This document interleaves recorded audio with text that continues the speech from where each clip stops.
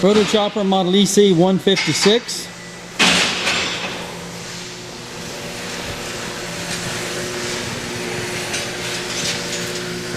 Steel belted feed conveyor. Conveyor is 56 inches wide, 18 feet long. 56-inch wide chamber. This is the feed roller behind which sits the drum. Feed opening is 18 inches. This feed roller is 32 inches in diameter.